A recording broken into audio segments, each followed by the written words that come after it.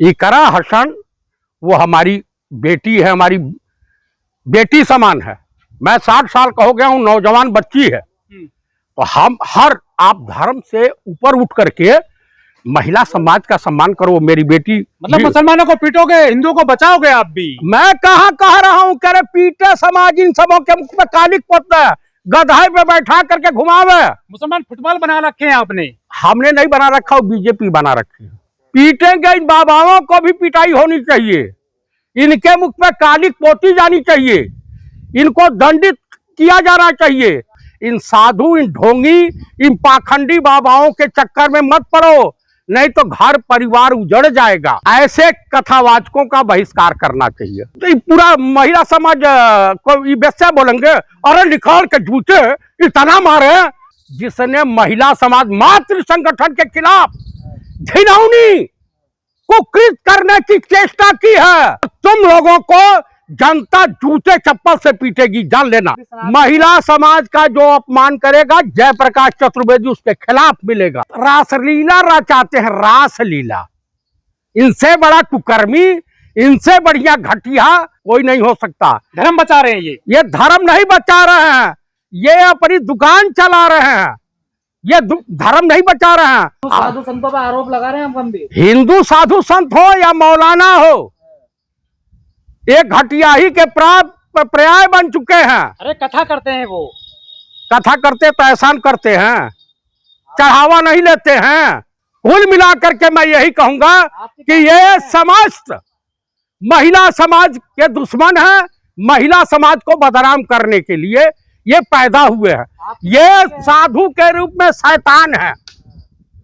कुल मिलाकर के मैं जो कहना चाहता हूं मेरे दोस्तों और हिंदुस्तान के नागरिकों, इन साधु, इन ढोंगी, इन पाखंडी बाबाओं के चक्कर में मत पड़ो, नहीं तो घर परिवार उजड़ जाएगा। संस्कृति बचा रहे हैं, वो सनातन की बात करते हैं पूरे देश में, दुनिया में। अब इनसे पूछे सनातन धर्म की उत्पत्ति कब हुई तो इनके बाप नहीं बता पाएंगे।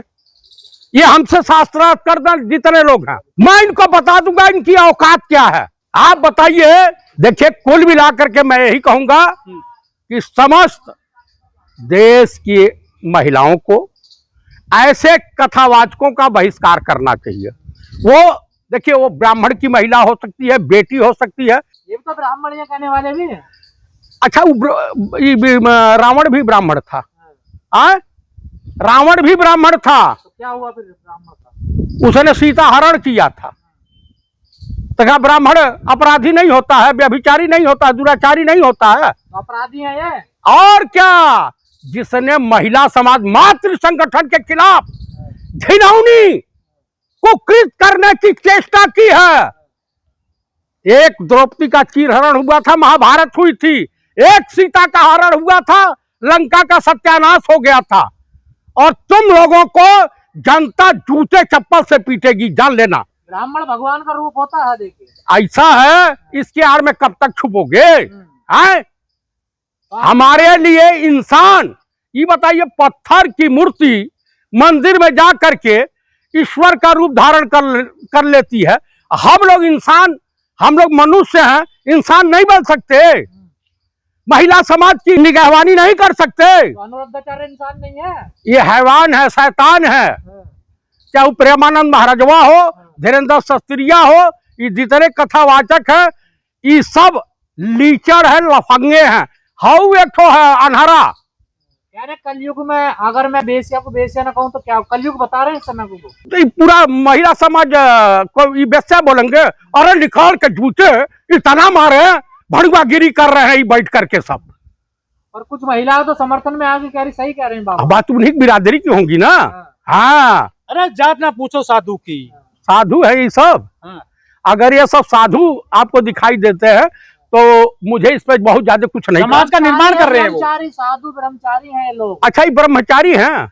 आप इनका चेक करा दीजिएगा, डीएनए इनका, इनकी कहाँ कहाँ वृक्षारोपण किए होंगे, कल्पना से परे है। अरे तो आपको तो बचाव में आना चाहिए। काहे बचाव में आऊं? महिला समाज का जो अपमान करेगा, जयप्रकाश चतुर्वेदी उसके खिलाफ मिलेगा। ये इन पर कार्रवाई क्यों नहीं हो रही? कार्रवाई कैसे होगी? सबसे बड़े सम्राट उनके बिरादरी के तो इस देश के सत्ता में है। अपना छोटा अनुज बता रहे हैं धीरेन्द्र सस्त्रिया को और वो बदनाम 71,000 करोड़ का घोटाला बिहार में हुआ, एनडीए गठबंधन में हुआ। मैं नहीं कह रहा हूं, कैग की रिपोर्ट है। अरे आप लोगों को पैसा मिलता है हिंदू साधु संतों को बदनाम करने के लिए। अच्छा, कौन देता है? कहीं से मिलता होगा, क्यों बदनाम करते हैं आप? कहां से मिलता है, पहले यही मैं पूछना चाहता हूँ। आपने कुछ दिया है क्या? डिम्पल यादव को मौलवी ने बोल दिया तब तो कुछ नहीं बोला आपने। क्यों नहीं बोला? हाँ। किसने कहा नहीं बोला? सबसे पहला विरोध मैंने किया, मौलाना का। हाँ। और पिटवा भी दिए तुमने वो। तो पीटने लायक काम करेगा तो ये भी सब पीटे जाएंगे। इकरा हसन वो हमारी बेटी है, हमारी बेटी समान है। मैं 60 साल का हो गया हूँ, नौजवान बच्ची है। तो हम हर आप धर्म से ऊपर उठ करके महिला समाज का सम्मान करो। मेरी बेटी मतलब मुसलमानों को पीटोगे, हिंदुओं को बचाओगे आप भी? मैं कहाँ कह रहा हूँ, कह रहे पीटे समाज, इन सबों के मुख में कालिक पोतता है, गधाई पे बैठा करके घुमावे। मुसलमान फुटबॉल बना रखे हैं आपने? हमने नहीं बना रखा, वो बीजेपी बना रखी है, वो बीजेपी वाले बनाए। वोट भी लोगे फिर उन्हें पीटोगे भी आप? नहीं, आप बताइए कैसे पीटेंगे, काहे के पीटेंगे भैया? हाँ।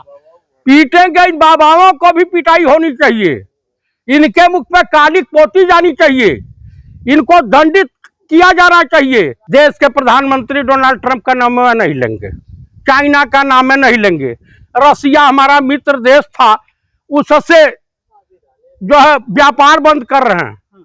क्या कमी है राजा बाबू की? कोई फाइल है क्या? वह दबी हुई लग रहा है।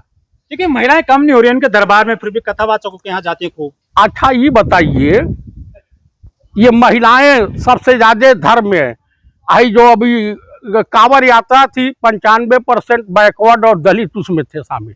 महिला आयोग, स्टेट महिला आयोग, वो बोलेगी नहीं, मौन धारण किए है भाई, उसको मलाई काटना है, मलाई खानी है, तो इनके खिलाफ वो नहीं बोलेगी।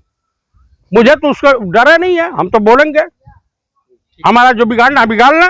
बोध गया की जो हालत सुनाने लगेंगे तो पत्थर भी आंसू बहाने लगेंगे। और कहां मर गई गैरियत इस देश के हुक्मरानों की, इसको बनाने में जमाने लगेंगे। बहुत ही आदर, मान और सम्मान के योग्य सम्मानित मंच और मेरे समक्ष उपस्थित बाबा साहब डॉक्टर भीमराव अंबेडकर को जन जन तक पहुंचाने वाले मेरे बड़े भाई राहुल नागपाल जी और समस्त साथी जो है आए हैं, उनका बहुत बहुत साधुवाद। मैं कोई वक्ता नहीं हूं, शायर हूं, तो कुछ पंक्तियों में अपनी बात में खत्म करने की कोशिश करूंगा, क्योंकि समय की अपनी गरिमा है। किसी भी आंदोलन के सर्वोच्च परिणाम के लिए 3 चीजें जरूरी होती हैं: नेता, नेतृत्व और नियत। किसी भी आंदोलन में अगर हम ये 3 चीजें डाल देंगे, नेता, नेतृत्व और नियत, उस आंदोलन का रिजल्ट 100% आएगा ही आएगा।